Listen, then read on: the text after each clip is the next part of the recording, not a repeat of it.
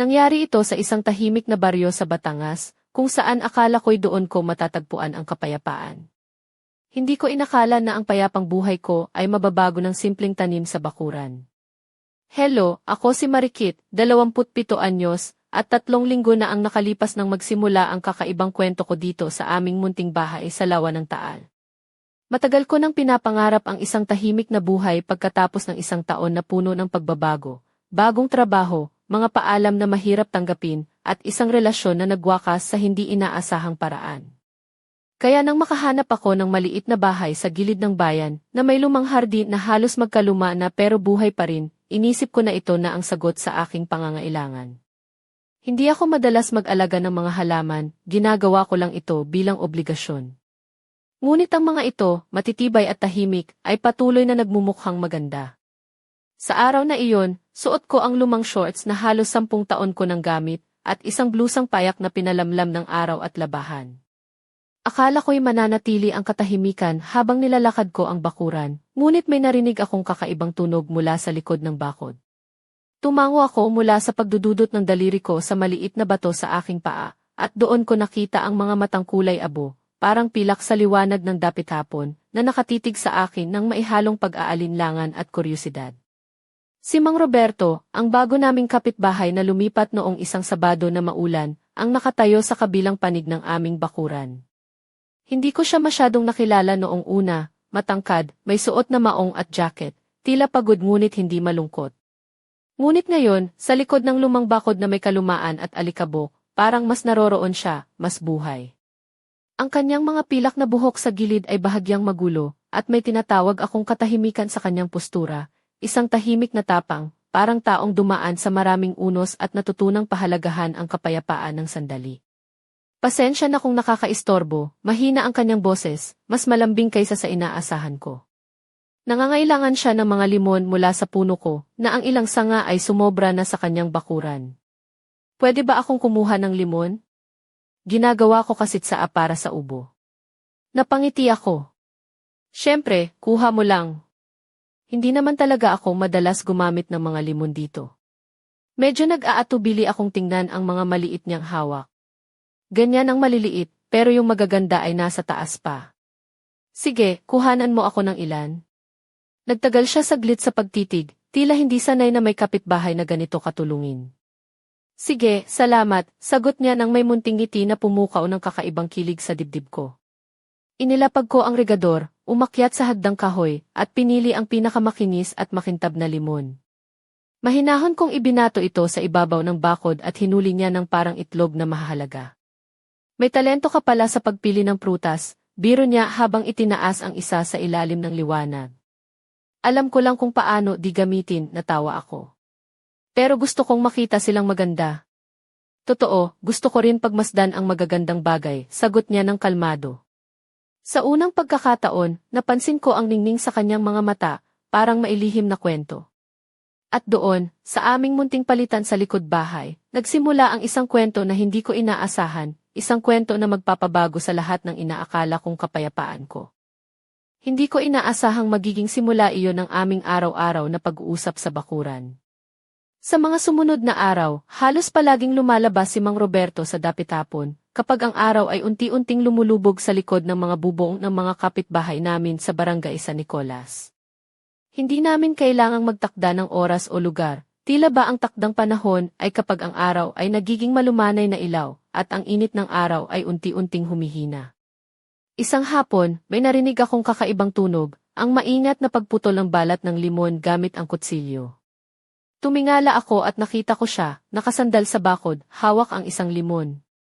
Ang galaw niya ay maingat at bihasa, parang isang taong sanay ng humawak ng prutas sa kanyang mga kamay ng daan-daang beses. Pinutol niya ang limon sa gitna at dinala ng walang kahirap-hirap ang isang piraso sa kanyang bibig. Walang asukal, walang alat, walang kahit anong pampalasa laban sa asim. Napaisip ako at napahinga ng bahagya. Ay, ang asim siguro niyan, sabi ko, hindi maitago ang pagkabigla sa aking mukha. Napangiti siya ng mahina, ang mga mata niya ay kumupas ng konti sa gilid, na para bang inaasahan na niya ang reaksyon ko. Medyo, sagot niya, nilalamas ang kanyang mga labi na parang tinikman niya ang isang mamahaling alak. Pero puno ito ng bitamina. Hindi naman anestesya ang bitamina, biro ko, nakatawa habang nakatayo doon na may nakatawang mga braso. Hindi lahat ng mabuti ay masarap, sagot niya ng may kalmadong tinig na tila isang tula na nakakalimutan ng marami. Tahimik akong nanood sa kanya. Sa kabilang banda, naniniwala ang lola ko na ang pag-inom ng katas ng limon ay nakakatulong para maiwasan ang sipon at trangkaso. Ngunit sa edad ko, ang pagmuya ng asim ay kadalasan ay nagdudulot ng luha sa mga mata ko. Tawa ako ng totoo sa pagkakataong iyon. Napansin ko ang kakaibang koneksyon na nagsisimula sa pagitan namin, isang bagay na higit pa sa simpleng usapan tungkol sa mga limon.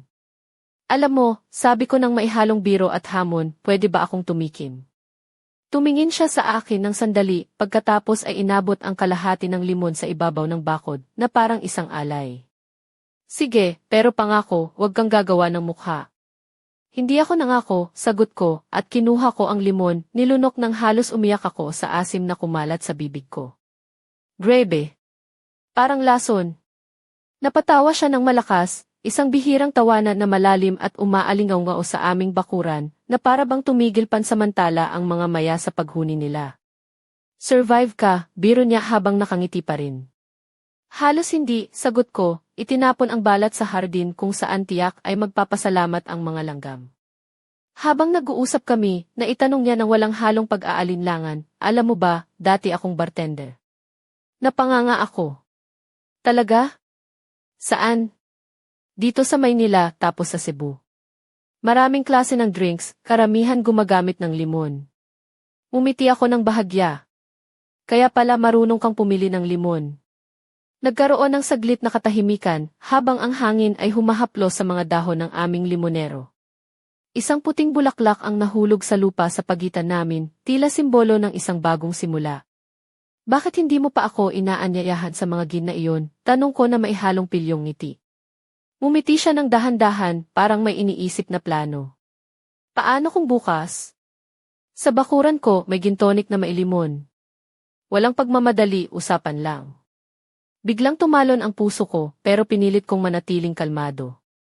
Sige, pero dapat may yelo na gawa sa tubig na dahan-dahang natutunaw. Tumawa siya at sumagot, gaya ng mga ideyang dahan-dahang naunawaan. Hindi ko inakala na ang simpleng imbitasyong iyon ay magiging simula ng isang gabi na hindi ko makakalimutan. Kinabukasan, habang ang araw ay unti-unting tumataas sa likod ng mga bundok ng Taal, hindi ko mapigilang balikan ang mga nangyari noong nakaraang gabi. Ang simpleng imbitasyon ni Mang Roberto ay nag-iwan sa akin ng kakaibang kilig at pag-aabang. Sa aking maliit na silid, pinili ko ang dalawang blusang halos magkapareho, isa ay puti na may bahagyang borda sa kwelyo, at isa naman ay kulay asul na may manipis na guhit. Nakatingin ako sa salamin, iniisip kung tama ba ang piliin ko, at kung dapat ba akong magsuot ng hikaw o hindi. Hindi ko mawari kung bakit ganito ang nararamdaman ko, parang isang simpleng inuman sa bakuran ay may dalang mas malalim na kahulugan. Pagsapit ng 7:00 ng gabi, naglakad ako papunta sa bahay ni Mang Roberto. Ang hangin ay malamig, dala ang bango ng mga bulaklak sa aking hardin, at ang mga bituin ay kumikislap sa madilim na langit. Nang marating ko ang gate, narinig ko agad ang kanyang tinig, na tila ba naghihintay na sa akin. Nakasuot siya ng puting linen na kamiseta, ang mga manggas ay nakatupi hanggang siko, at may amoy na halo ng kahoy at kaunting citrus na nakakaaliw sa hangin. Dumating ka na, sabi niya ng may ngiti, na para bang hindi siya nagdududa na darating ako. Pumasok ako sa bakuran, na may mga parol na nakasabit sa mga poste ng Karamanch, na nagbibigay ng malambot at mainit na liwanag. Sa maliit na mesa sa gitna, may 2 basong mataas na puno ng mga yelong malamig, isang bote ng gin na may handmade na etiketa, at syempre, ang mga piraso ng limon na kumikislap sa liwanag ng mga ilaw. Bago ka uminom, gusto kong ipakita sa iyo ang isang bagay, sabi niya, hawak ang isang limon ng maingat. Noong bartender pa ako, natutunan ko na ang limon ay hindi lang asim. Ito ay balance. Ang magandang inumin, hindi dapat mapaso ang lalamunan. Inilagay niya ang limon sa isang maliit na pisara, piniga ng dahan-dahan at may kalmadong galaw, parang sayaw. Pagkatapos, idinagdag niya ang gin, ilang dahon ng sariwang rosemary, at isang napakaliit na linya ng honey syrup. Walang asukal, paliwanag niya, at iniabot ang baso sa akin. Nang mahawakan ko ang baso, nagdikit ang aming mga kamay ng bahagya. Sandali lamang iyon, pero ramdam ko ang init na dumaloy sa aking katawan na tila ba kami ang dalawang sentro ng mundo sa gabing iyon. Ininom ko ang una kong higop, malamig, maasim, may bahagyang herbal na lasa na nagpaindak sa akin na ipikit ang mga mata ng isang saglit. Ang galing, bumulong ako, hindi maitatago ang paghanga. Parang inaprubahan ng limonero, sagot niya, habang nakangiting tumitig sa akin. Sa mga sandaling iyon, ang kanyang mga mata na kulay abo ay tila naglalaman ng isang lihim na hindi niya kayang itago. Namula ako ng bahagya, hindi sa init ng inumin, kundi sa init ng kanyang tingin. Nagsimula kaming magkwentuhan ng walang humpay, tungkol sa mga lungsod na kanyang pinuntahan, sa mga kantang pinapakinggan niya habang naghahalo ng mga inumin tuwing hating gabi, at sa librong kasalukuyan kong binabasa. Ang bawat salita ay dahan-dahan na bumubuo ng koneksyon sa pagitan namin. Sa kalagitnaan ng gabi, napansin kong nanginginig ang hangin, at si Mang Roberto ay bumangon para kumuha ng kumot. Nang bumalik siya, inilapag niya ito sa aking mga balikat ng parang ito ay isang otomatikong kilos, isang bagay na paulit-ulit na naming ginagawa noon pa man. Alam mo ba, mahina kong sambit, parang inaalagaan mo ako nang hindi mo namamalayan. Sila lang ang pinapangalagaan ko na pumapayag na alagaan ako, sagot niya, habang muling umupo ng mas malapit. Ang katahimikan na sumunod ay hindi bakante, ito'y puno ng tunog ng mga kuliglig, ang pag-aspas ng yelo sa baso, at ang aming mga hininga na tila nag-aayos sa isang himig na pareho naming naintindihan. Dahil sa isang biglaang pagdama, hinawakan ko ang manggas ng kanyang kamiseta at napansin ang manipis na peklat sa kanyang bisig. Hulaan ko, bulong ko, aksidente sa pagpuputol ng limon? Napatawa siya ng mahina. Hindi, habang nagpuputol ako ng sanga sa hardin. Mas magaling pa ako sa paghahalo ng drinks kaysa pagiging hardinero. Umiti ako at dahan-dahang nilapitan siya. Sa unang pagkakataon, parang tunay niya akong tiningnan, parang ako ang unang taong nakita niya sa matagal na panahon. Siguro ganoon niya, sagot niya, pero hindi niya tinapos ang pangungusap. Bumilis ang tibok ng puso ko. Hindi ito takot kundi isang imbitasyon. At sa isang sandali magkahalikan kami. Dahan-dahan, maingat, na parang ayaw sirain ang isang marupok na pangako. Ang halik ay maihalong asim ng limon, tamis ng honey, at mga pangakong hindi pa namin lubos na naunawaan. Mas mabuting pumasok na tayo, mahina niyang suhestyon, lamig na kasi. Tumango ako gamit ang mga mata, na mas malakas ang sinasabi kaysa anumang salita. Sa loob ng kanyang bahay, ramdam ko ang init ng paligid at ang init ng kanyang presensya. Hindi niya ako hinila o pinilit, dahan-dahan kaming naglakad, at inilagay ang kanyang kamay sa likod ko, isang malambot na proteksyon. Tumigil kami sa sala. Malambot ang ilaw, at ang kanyang mga mata ay hinanap ang akin. Umiti siya ng mahina, halos mahiyain, at niyakap ako ng hindi nagmamadali, isang yakap na nagsasabing, nandito ako, ligtas ka. Ang puso ko ay tumibok ng matatag, masaya at payapa. Nagtalik kami muli, ngayon ay may kapanatagan, may katiyakan. Ang bawat sandali ay puno ng pagkadama na parang mga lumang tula na sa wakas ay natagpuan ang kanilang mambabasa. Sa paligid ay tahimik, kami lang ang naroon, naglalakbay sa mga tingin na hindi kailanman gusto pang pakawalan. Pagkatapos ng ilang sandali, sinabi niya ng may pag-aalinlangan, alam mo ba, para sa akin, para sa atin, ang makilala ka ay parang biyaya. Tumingin ako sa kanya, at ang kanyang mga matang kulay abo ay parang mas maliwanag pa sa dati. Hindi ko alam, mahina kong sagot, pero siguro alam iyan ng limonero. Napangiti siya at hinalikan ang aking noo. Siguro kailangan nating pasalamatan siya bukas, sa mga limon, sa oras, at sa mga araw na ganito. Umiti ako ng buong puso. At doon, sa katahimikan ng gabi, naunawaan ko na ang pinakamagandang mga bagay sa buhay ay nagsisimula minsan sa isang simpleng limon na dumaan sa bakod. Hindi ko inaasahan na sa simpleng pag-uusap sa bakuran ay dadalhin ako sa ganitong klaseng karanasan, isang gabing puno ng mga bagong damdamin at mga tanong na hindi ko agad masagot.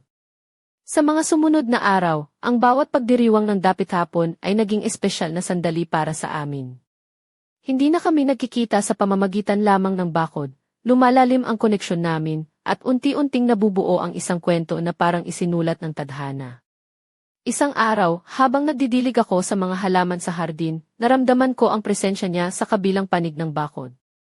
Nakasuot siya ng simpleng polo na kulay puti at maong na pantalon, Ang buhok niya ay bahagyang magulo na nagpapakita ng kanyang pagod mula sa mga gawain sa bahay. Ang mga pilak na hibla sa kanyang buhok ay tila sumasalamin sa mga karanasan at kwentong nais niyang ibahagi.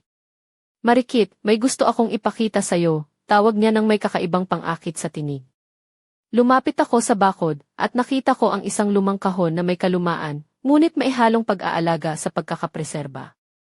Binuksan niya ito at inilabas ang isang set ng mga bote ng alak, mga baso, at isang maliit na libro na puno ng mga resipe ng cocktail na kanyang natutunan noong siya ay bartender pa. Ito ang aking munting kayamanan, sabi niya habang ngumingiti. Hindi ko maitago ang pagkasabik at pagkahanga. Gusto mo ba akong turuan gumawa ng isa sa mga ito? Tumango siya at sabay kaming pumili ng isang simpleng recipe na may limon at iba pang mga sangkap na madaling hanapin sa aming lugar. Habang naghahalo kami ng inumin, napansin ko ang kahusayan niya sa bawat galaw. Mukhang bihasa siya, ngunit may halong pagmamahal sa ginagawa. Ang bawat paghalo, bawat pagpisil ng limon, ay naging isang sayaw na puno ng pag-aalaga at pasensya. Sabi mo dati, ang limon ay balanse, sabi ko habang tinitikman ang aming unang gawa. Ano pa ang natutunan mo tungkol sa buhay noong naging bartender ka?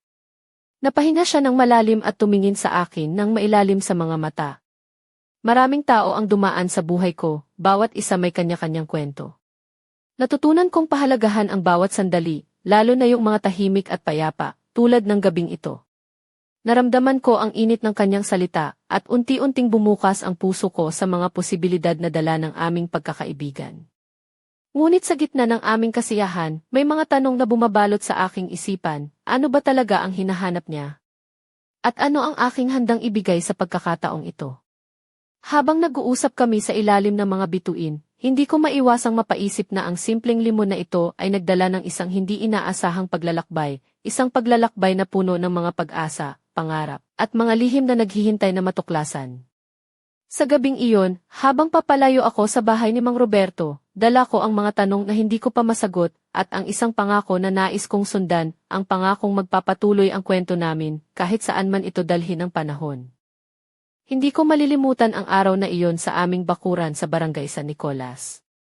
Ang araw ay mainit, pero ang paligid ay puno ng buhay. Ang mga ibon ay masiglang umaawit, at ang mga dahon ng limonero ay sumasayaw sa ihip ng hangin. Habang nag-uusap kami, napansin ko ang kakaibang pagkakaiba sa mga mata ni Mang Roberto. May bahagyang lungkot na hindi niya itinago, kahit na pinipilit niyang umiti. Marikit, simula niya nang may pag-aalinlangan, may isang bagay akong kailangang sabihin sa'yo.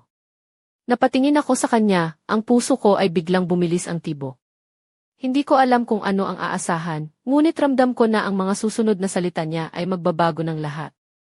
Noong lumipat ako rito, dala ko ang isang mabigat na kwento, patuloy niya, habang hinahawakan ang mga kamay ko sa kabilang panig ng bakod. May mga bagay akong hindi pa nasasabi sa kahit kanino. Napangiti ako ng mahina, ngunit sa loob ko'y nag-aalab ang kuryosidad at kaba. Anong klaseng kwento, Roberto? Napabuntong hininga siya at tumingin sa malayo na tila pinag-iisipan ang mga alaala. May pamilya ako sa Maynila, pero matagal na kaming nagkahiwalay. Ang paglipat dito ay isang paraan para magsimula muli, pero hindi madali ang kalungkutan. Naramdaman ko ang bigat ng kanyang mga salita, at sa puso ko'y nais kong maging sandigan niya, kahit sa maliliit na paraan lang. Hindi ka nag-iisa, sabi ko ng may tapang, at nandito ako para sa'yo. Ngunit bago pa man kami makahawak ng isa't isa ng mas mahigpit, may narinig kaming yabag mula sa kabila ng bakod. Biglang may lumitaw na isang babae, may mahabang buhok na kulot, suot ang simpleng damit na kulay pula. Ang kanyang mga mata ay matalim at puno ng galit. Roberto, sigaw niya ng paulit-ulit, tila nagagalit at nasasaktan. Bakit mo ako iniwan? Bakit ka lumipat dito nang hindi man lang nagsabi? Napatingin si Roberto sa babae nang maihalong takot at pagkabahala. Mila, hindi mo naiintindihan. Hindi, Roberto. Hindi ko talaga maintindihan, sagot ni Mila habang tumatapak papalapit sa amin. Naramdaman ko ang tensyon sa pagitan nila at ang bigat ng mga salita ay bumalot sa amin na parang mabigat na ulap bago ang bagyo. Hindi ko alam kung paano ako dapat kumilos. Ang dating tahimik at mahinahong kapitbahay ko ay biglang naging taong may nakatagong sugat, at ang babaeng ito ay tila may dalang mga tanong na kailangang sagutin. Sa panahong iyon, ang aming munting bakuran ay naging entablado ng isang kwento na puno ng sakit, pagtatalo, at mga lihim na matagal nang itinago. Hindi ko alam kung paano magtatapos ang gabi na iyon, ngunit ramdam ko na ang buhay ko ay unti-unting ginugulo ng mga pangyayaring hindi ko inaasahan. At sa likod ng puso ko, may tanong na patuloy na bumabalot sa akin, hanggang saan ako magiging bahagi ng kwentong ito. Hindi ko matanggap ang biglaang pagdating ni Mila sa aming tahimik na mundo. Ang babae na tila may dalang bagyong emosyon ay nagbukas ng pinto sa mga sugat na hindi ko pa nakikita sa mukha ni Roberto. Nang makita ko ang galit sa mga mata niya, ramdam ko ang bigat ng mga taon ng sama ng loob na nagmumula sa kanilang nakaraan. Nang tumakbo siya papalapit sa amin, ang hangin ay nabaon sa bigat ng mga salitang hindi pa nasasabi. Si Roberto, na dati ay kalmado at tila malakas, ay naging parang batang nalilito, tila hindi niya alam kung paano haharapin ang sitwasyon. Ang kanyang mga mata ay naglalarawan ng pagsisisi at pangungulila, at ang kanyang mga kamay ay nanginginig habang sinubukang ipaliwanag ang kanyang mga dahilan. Ako, na nakatayo lamang sa tabi, ay nabalot ng takot at pagkalito. Hindi ko alam kung saan ako dapat tumayo sa gitna ng silang dalawa, sa piling ni Roberto, na unti-unting nabubuksan sa akin, o kay Mila, na maaaring may karapatan at sakit na hindi ko lubos maintindihan.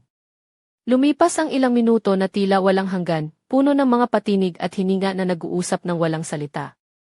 Sa isang saglit, lumapit si Roberto sa akin, hinawakan ang kamay ko ng mahina, at tumingin sa akin ng maihalong pag-asa at pasensya. Marikit, pasensya na kung nadamay ka sa gulo namin, sabi niya, na may boses na halos pumutok sa emosyon. Hindi ko ito inaasahan at hindi ko rin alam kung paano ito haharapin. Napangiti ako ng pilit, pinipilit maging matatag. Hindi kita iiwan, Roberto. Kahit ano pa man ang mangyari, nandito ako. Sa mga sandaling iyon, naramdaman ko ang bigat ng pagiging bahagi ng isang kwento na mas komplikado kaysa sa aking inaakala. Ang mga pangarap ko para sa isang payapang buhay ay unti-unting nawawala, napapalitan ng mga tanong, takot at pag-aalinlangan. Ngunit sa kabila ng lahat, may isang bagay na malinaw, hindi ko kayang iwan si Roberto sa gitna ng bagyong ito. At kahit na hindi ko alam kung paano magtatapos ang kwento namin, handa akong harapin ang bawat hamon. Sa likod ng aking puso, may isang lihim na tinatago, isang pangarap na sana ay magdala ng liwanag sa gitna ng dilim na ngayoy bumabalot sa amin. Ngunit paano kung ang lihim na iyon ay maging dahilan ng mas malaking kaguluhan? Ang sagot, tila nakatago pa rin sa dilim ng gabi, naghihintay na mabuksan. Ang mga araw na sumunod ay puno ng hindi inaasahang pangyayari. Si Mila, ang babaeng biglang sumulpot sa buhay namin, ay hindi basta-basta nawawala. Sa bawat pagdilim ng araw, dala niya ang mga tanong at mga sigaw na hindi ko maintindihan, na para bang bawat salita niya ay isang bagyong gustong sirain ang tahimik na mundo namin ni Roberto. Isang hapon, habang nagdidilig ako sa mga bulaklak sa likod ng bahay, may narinig akong yabag sa likod ng bakod. Nang lingunin ko, nakita ko si Mila, may hawak na isang liham na tila mahahalaga sa kanya. Ang kanyang mga mata ay naglalagablab ng galit at lungkot, at ang kanyang katawan ay nakayuko ngunit matatag. Marikit, tawag niya ng mahina, kailangan nating mag-usap. Hindi ko alam kung ano ang aasahan, pero naramdaman ko ang bigat ng kanyang tinig. Dahan-dahan akong lumapit sa bakod, at inabot niya ang liham. Ito ang natanggap ko mula kay Roberto. Bakit mo siya tinutulungan? Ano ba ang ginagawa mo sa kanya? Napahinga ako ng malalim at sinubukang ipaliwanag. Hindi ko siya pinipilit na gawin ang anumang bagay. Nandito lang ako para tumulong, para makinig. Ngunit tila hindi siya kumbinsido. Para sa akin, siya ay may mga tinatagong sikreto. At kailangan ko silang malaman. Habang pinanonood ko ang tensyon sa pagitan namin, naramdaman ko ang isang kakaibang pangamba, parang may mga piraso ng puzzle na hindi pa nahahati, at ang bawat paghahanap ng sagot ay nagdadala ng panganib. Ngunit higit pa sa lahat, naramdaman ko ang pangangailangan na ipagtanggol si Roberto, na para bang ang aming pagkakaibigan ay isang tanggulan laban sa unos na dumarating. Sa mga gabing iyon, paulit-ulit kong iniisip kung paano ko mapapanatili ang kapayapaan sa gitna ng gulo. Ngunit sa bawat pagtatangka, tila lalong lumalalim ang mga sugat na hindi ko kayang hilumin ng mag-isa. Hanggang sa isang gabi, nang magkasama kami ni Roberto sa kanyang bakuran, napansin ko ang kakaibang pagbabago sa kanyang mga mata, isang lihim na hindi niya matanggal sa kanyang mga salita. Marikit, sabi niya nang may pag-aalinlangan, may kailangang malaman ka. Hindi lang si Mila ang may nililihim ako. Napailing ako, ang puso ko ay tila tumigil sa pagtibok. Ano pa ang sikreto mo? Tumigil siya sandali, hawak ang kamay ko ng mahigpit. Ito ay tungkol sa aking nakaraan, sa mga bagay na hindi ko pa nasabi kahit kanino. At ito ay maaaring magbago ng lahat. Hindi ko alam kung handa na ba ako sa mga susunod na mangyayari, ngunit ang isang bagay ay malinaw, ang kwento namin ay papasok sa isang bagong yugto, puno ng misteryo at mga pagsubok na magpapatibay o magpapahina sa aming samahan. At sa likod ng dilim, may isang lihim na naghihintay na mabunyag, isang lihim na maaaring magpabago ng lahat ng aking akala tungkol sa Roberto, sa amin at sa buhay na aking pinapangarap. Isang gabi, habang naglalakad ako pauwi mula sa bahay ni Roberto, biglang bumilis ang tibok ng puso ko nang makita kong may ilaw na nagmumula sa bintana ng kanyang kwarto. Hindi karaniwan iyon, karaniwan ay tahimik at madilim kapag gabi na. Lumapit ako sa pintuan at marahang kumatok, ngunit walang sagot. Nagdesisyon akong pumasok ng dahan-dahan gamit ang susi na iniabot niya sa akin isang gabi. Sa loob, nakita ko siyang nakaupo sa lamesa, nakayuko, may hawak na lumang kahon na puno ng mga lumang litrato at sulat.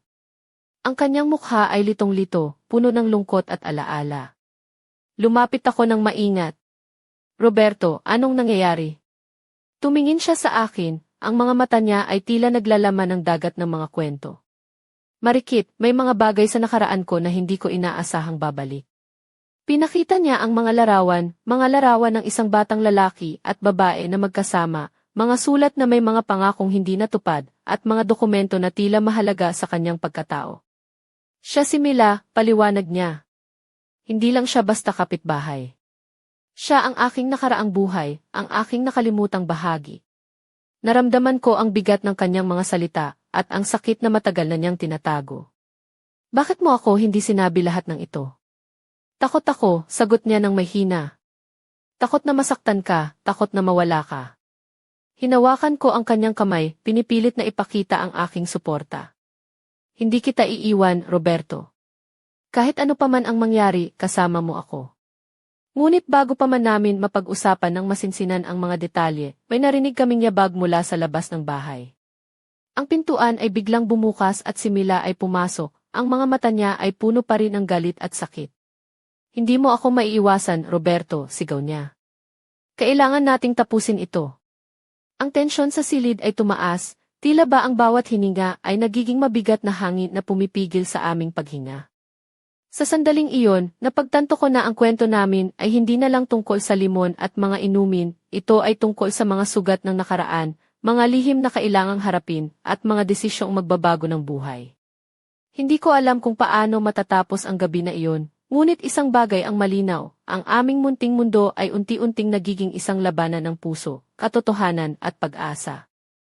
Hindi ko malilimutan ang gabing iyon, ang hangin sa loob ng bahay ni Roberto ay tila naging mabigat na ulap na nagbabadya ng unos.